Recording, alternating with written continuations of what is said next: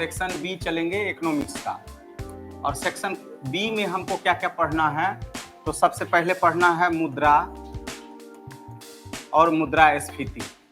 उसके बाद आपका पढ़ना है बैंकिंग। उसके बाद पढ़ना है आपको शेयर बाजार, बैंकिंग, मुद्रास्फीति और शेयर बाजार। इतना आपका सेगमेंट रहेगा, ठीक है। मुद्रास्फीति में चलेंगे हम लोग, तो यहाँ मुद्रा क्या है, इसका प्रकार, वैधानिक मुद्रा, ये सभी चार्ट हम एक तरफ अभी बनाएंगे मुद्रा, ठीक है ना। मुद्रास्फीति आपको मेंस के लिए है, और ये जो मुद्रा है आपका प्री के लिए। ये आपका कहाँ हम लोग चल जाएंगे, मुद्रा से स्पेशल जो आ जाएगा वो हम लोग चले जाएंगे कहाँ, प्री पे। और मुद्रास्फीति से जुड़े हुए सवाल जो है वो प्री मेंस दोनों में रहता है। बैंकिंग आपका जो रहेगा, ये सवाल आपका प्री प्लस इंटरव्यू के लिए, यहाँ मेंस का सवाल जो है नहीं बनता है, ठीक है। अब मान लो कि हम मुद्रास्फीति बढ़ गया है तो उस समय पीएलआर को क्या करेंगे, एसएलआर को क्या करेंगे, तो ये इंटरव्यू में सवाल ज़्यादा बनता है, ठीक है। उसके बाद शेयर वाला बाजार जो है ये आपको जो है प्री के लिए हो गया, ठीक है। इतना चीज हमको देखना है, ये तब मेरा सेक्शन बी खत्म हो जाएगा। और सेक्शन बी खत्म हो जाएगा तो सेक्शन सी हमको क्या देखना है, विदेशी व्यापार, ठीक है। और सेक्शन डी क्या देखना है, बजट और आर्थिक समीक्षा, इकोनॉमिक्स का सोहा।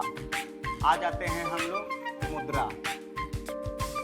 इस सेगमेंट में जो हम लोग देखेंगे बाबू, एक चार्ट बना लीजिए। पहले मुद्रा क्या है, कोई भी चीज हम लोग पढ़ने से पहले क्या है समझते हैं। मुद्रा का वर्गीकरण भी करेंगे हम लोग दो टाइप में, वैधानिक मुद्रा, दूसरा हमारा विधिग्राह मुद्रा। उसके बाद हम लोग देखेंगे टकसाल। वैधानिक मुद्रा भी देखेंगे तो हम लोग देखेंगे यहाँ दो तरीके से, साख मुद्रा, वास्तविक मुद्रा। विधिग्राह में भी हम लोग दो तरीके से देखेंगे, सीमित और असीमित। नेक्स्ट हम लोग देखेंगे प्रकार में देखेंगे हम लोग बाबू यहाँ पे ऐच्छिक मुद्रा, दूसरा सस्ती, तीसरा महंगी, चौथा सुलभ, पांचवा दुर्लभ, नेक्स्ट हॉट मनी या गर्म, और नेक्स्ट बाह्य। फिर हम लोग देखेंगे बाबू मानक मुद्रा, फिर यही देखेंगे हम लोग प्रतीक मुद्रा, फिर हम लोग देखेंगे सहायक मुद्रा, फिर हम लोग देखेंगे मात्रा भी दो तरीके से देखेंगे, आंतरिक मुद्रा और बाह्य मुद्रा। पत्र मुद्रा है ना, इसमें भी सरकार द्वारा, और दूसरा गारंटी मुद्रा, सरकार जो रहेगा। अभी सब चीज हम लोग डिनोट करेंगे कोर्स के आधार पर। फिर देखेंगे हम लोग विमुद्रीकरण, फिर देखेंगे हम लोग ग्रेसम का नियम, फिर देखेंगे हम लोग भारतीय मुद्रा प्रणाली। भारतीय मुद्रा प्रणाली में दो तरीके से, धातु मुद्रा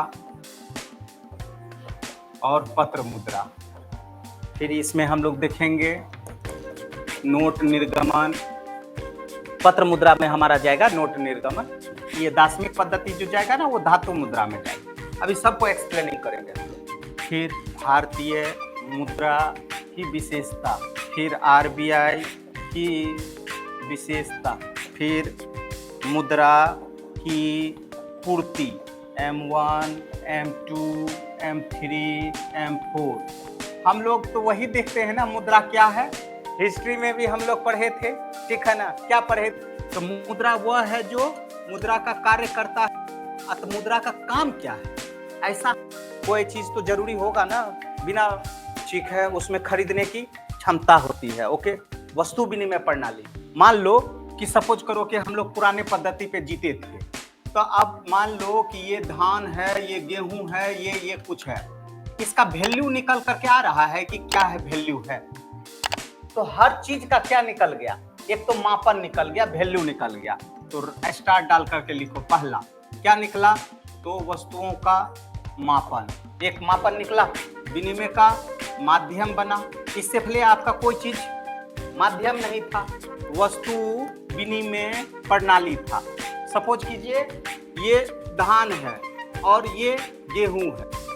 मान लो एक गिलास हम धान दिए और बदले में हमको जो है वो क्या दे दिया, एक गिलास गेहूं दे दिया। तो इसका मतलब धान बराबर इक्वल टू गेहूं, है ना। इसमें से कौन ज्यादा इंपॉर्टेंट है या कौन ज्यादा वैल्यूबल है ये तो पता नहीं चला।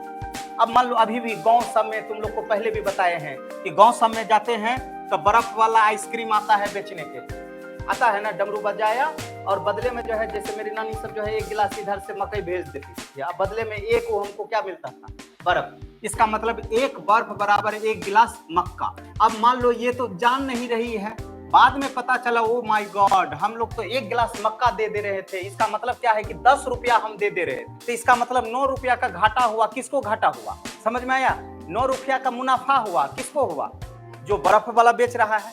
तो दुनिया में जो है किसी को भी लॉस, मतलब उसका वैल्यूबल हमको पता नहीं चल रहा था। तो हम लोग बाजार में यदि रहना है तो कान का सोना का पहन रहे हैं और एक साधारण झुमका हम 10 रुपए का ले रहे हैं, वही चीज झुमका यदि ले रहे हैं तो उसका 1 लाख है। तो इसका मतलब क्या चला, वो हमको वस्तु का जो है मांग और सप्लाई पे उसका कीमत का पूर्ति हो जाएगा, कीमत उसका रेट तय हो जाएगा कि कैसा डिमांड है तो उसी अनुसार से उसका रेट तय हो जाएगा। तो हम लोग में वस्तु का माध्यम बन गया। तीसरा, अंतिम भुगतान। अंतिम भुगतान मतलब समझ में आया? नहीं। अब मान लो है या कुछ भी है तो उसका अंतिम रूप से हम क्या चीज लेकर के आए हैं, मनी। यदि आप प्रोडक्शन धान कर रहे हैं या कुछ भी कर रहे हैं तो अंतिम रूप से उसका कीमत हम कहां लेकर के जाएंगे, मनी में ही जाएंगे ना। नहीं समझे? तुम नौकरी क्यों करना चाहती है? पैसा। तो हर चीज का जीवन का अर्थ है क्या चीज, हर चीज, कोई भी चीज ले लो तो उसका अंतिम भुगतान क्या होगा, रुपया में। ठीक है, बात समझ में आए ना? तो अंतिम भुगतान हो गया। फिर संचय के रूप में, संचय के रूप में गेहूं तुम्हारा सड़ जाएगा, धान सड़ जाएगा, लेकिन रुपया तुम्हारा सड़ने वाला नहीं है। मतलब ये सुरक्षित रख लो, छुपा करके जहां भी रखना है रख लो, है ना। वो कभी भी जाएगी तो 1 रुपया का यदि सिक्का देगी तो 1 रुपया तुमको मिलेगा। ठीक है, उसका 75 पैसा नहीं मिलने वाला। जितना उसका वैल्यू तय कर दिया गया है वही हो गया। तो एक तो क्या हो गया, संचय के रूप में। फिर क्या हमारा हो गया, संचय के रूप में स्वतंत्र रूप से स्वीकार करना, कोई ऑब्जेक्शन नहीं, इतना में हो गया। अब यदि आपसे प्रश्न दे देगा तो मुद्रा क्या है तो आराम से बता दीजिएगा। बोलो बाबू, सिंपली वे में हम लोग क्या बोलेंगे, मुद्रा वह है जो वस्तुओं का मापन करता है, दूसरा विनिमय का माध्यम बनता है, अंतिम रूप से भुगतान करता है, और संचय के रूप में स्वतंत्र रूप से वो क्या करता है, स्वीकार करता है। ये सभी कार्य जो है तुम्हारा क्या हो गया, एक तरीके से मुद्रा। ये जितना भी कार्य करेगा वो कौन कार्य करेगा, तो मुद्रा। बात समझ में आया? और वैसे आप केन्स नाम का व्यक्ति के अनुसार चलते हैं तो उसके अनुसार क्या बोला गया, मुद्रा वह है जो मुद्रा का कार्य करता है। ठीक है ना। अब आगे हम लोग देखेंगे कि किसको हम लोग क्या चीज हम लोग बोल रहे हैं। पहले तो हम लोग ये डिफाइन कर लिए ना मुद्रा किसको कहते हैं। अब यदि इसका हम वर्गीकरण करते हैं, डिवाइडिंग करते हैं, तो हमको 2 तरीके से दिखाई दिया, एक वैधानिक मुद्रा और दूसरा विधिग्राह मुद्रा। एक को क्या बोले हम लोग, वैधानिक, और दूसरा मतलब लीगली रूप, और दूसरा क्या हो गया, विधिग्राह, जिसको हम लोग स्वीकार कर लेते हैं। ठीक है ना, स्वीकार कर लेते हैं। विधिग्राह में भी जाएंगे वैधानिक रूप से, लीगल में, तो एक हमारा होता है साख मुद्रा और दूसरा होता है वास्तविक मुद्रा। साख मुद्रा किसको बोलेंगे, जैसे हम चेक लेते हैं, डिमांड ड्राफ्ट लेते हैं, ठीक है, या कोई बॉन्ड लिए या कोई शेयर लिए, ये से क्या हो गया, साख मुद्रा।